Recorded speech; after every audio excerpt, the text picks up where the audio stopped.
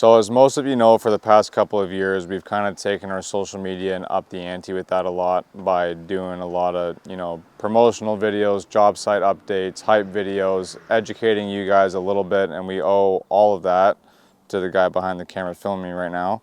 So for this year, to better and improve what we're currently doing, we're also going to be introducing YouTube.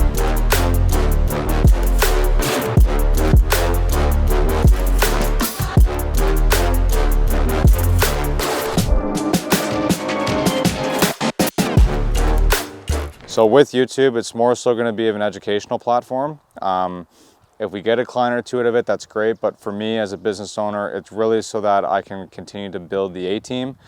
My philosophy on it is that if a young kid is going to sit there for 10 to 15 minutes and watch a video on us building a patio or building a pool, he clearly gives a crap about what's going on, which is awesome. And from there as well, there's going to be a little bit behind the scenes stuff, showing you what I kind of go through on a daily basis, showing what the guys go through on a daily business, because it's all, it's not sunshine and rainbows. My brain is literally like, oh my God, so much shit on the go. We're very excited for it. We're going to be doing hopefully bi-weekly videos, so 2 a month. This year, 2026 is going to be season 1. 2027 is going to be season 2. And then we're just going to have episodes, like I said, twice, maybe once a month. And hopefully you guys get a lot of good information. And we're going to keep hammering out the same content we're doing on social media. With the educational side of YouTube, the main reason why I want to do it is because, like a big part of my job is educating my clients on what's actually involved to build their space. Same thing with the guys. Like I've actually hired clients' kids in the past where we did a pool for their parents. And when they built a pool with us, it made them appreciate their backyard a little bit more because they didn't know that much effort went into it. But as well, different contractors build things differently. Not saying that our way is the only right way, but our way is proven. And I really just want to kind of nail that ideology out there so that people understand that, it's not just we show up and put a hole in the ground and put a pool and then make it look pretty with pavers. Like 90% of what our clients pay for goes in the ground. So we're going to showcase all of that and show you kind of what happens in order to get you, your dream backyard or your dream front yard or just your dream space in general.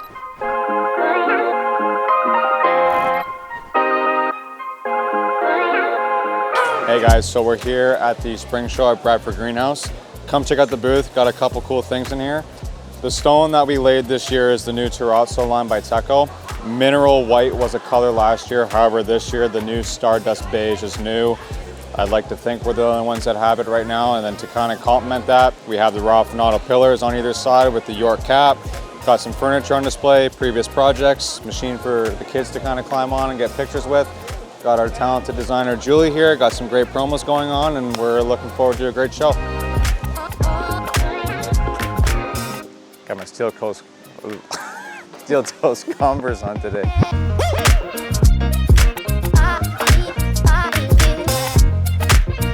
Lift with the back. Yeah, buddy.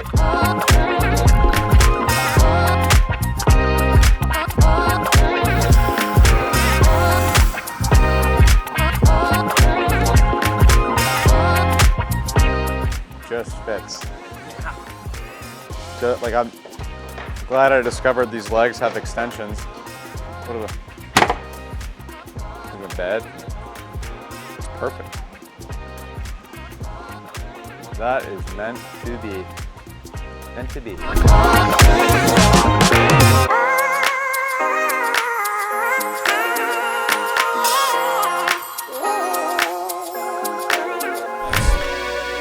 go. You doubt it, I would make it, keep that energy. Try to do it how I do it, can't compare to me. Yeah, I'm on a different level, different pedigree. We didn't do this walkway. This walkway was done by the builder because this is a new build. And unfortunately, this caved in pretty significantly. It is past our client's tear-on warranties, which is why they've asked us to rectify it. And if I'm being honest, we're not quite sure what's going on here. There's a couple problems with the base, like there's no geotextile separating the native soil from the granular stuff. But other than that, like it's all open graded stuff. It was packed well. The walkway lasted for 2 years, but for some reason in the winter it decided to cave in. And There's obviously a significant water issue in here. Don't know where that's coming from yet, but it's not from high water table. We're all pretty high and dry here. There is that downspout that comes off the corner of the house and runs through here into a soaker pit. And you can see everything in here kind of gave out as well. So there's something happening below grade here, and we're just kind of get the water pumped out and keep digging and rectify it and do the best that we can. Like, this fill is such garbage, and it's not native to the area at all. Like, when we were digging in the backyard, it was pure sand. And like, this is all like clay. I don't know if homeboy who built the house just brought in crappy fill or what. You know, native soil is undisturbed soil. So like, when you dig into the ground, if you're digging for a pool, you want your pool to sit on native soil.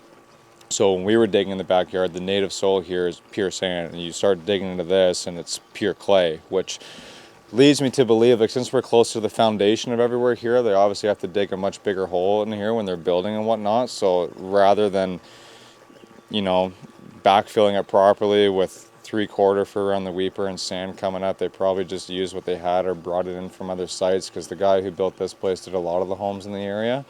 And I mean, because like, this is not what we saw in the backyard. In the backyard, it was relatively untouched when we were digging for the pool. Yeah, this is crazy. It's a lot of water. Obviously, a lot of water for the snow melting and whatnot too, but this walkway caved before frost even came out of the ground. So just gonna have to keep digging and figure it out. It's crazy.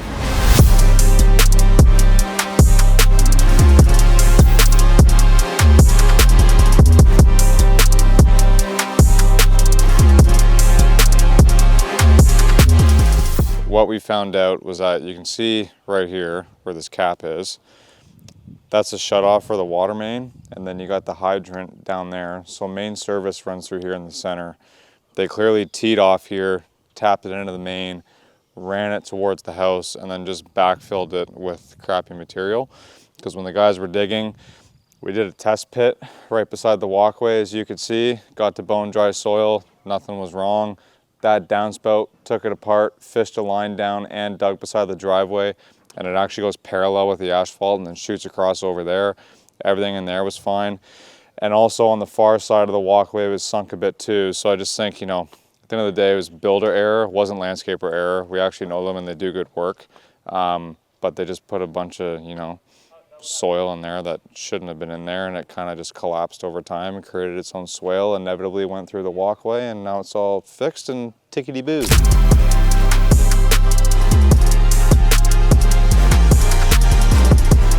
So we did this walkway 2 years ago, but we used stone that we no longer use anymore. I'm not going to say what brand it is, but there's good reasoning as to why we don't. So, I mean, there's nothing wrong with what we did, but unfortunately some of the bricks have started to give and started to pit. We discovered that those pits in the stone are actually full of mud or clay. Not sure how it got there or how it happened, but we're going to rectify it with the same product just so it's all in unison and it looks the same. But this is all the more reason why we switched suppliers and why we use a different product in the back for around the pool.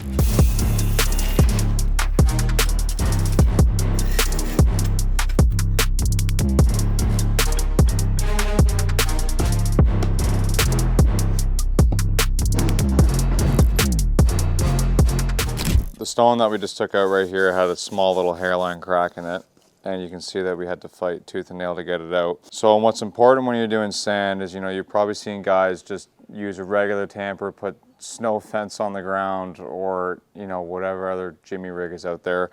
This is why you should use roller tampers. So a small little piece here fell off and I took the chunk out, but you can see we got full coverage. So that's part of the reason why it was so hard to take this guy out. But it's important to do things properly, buy the right tools, and then use the roller tampers whenever you're doing polymeric sand so you can have full coverage on your stone, like that.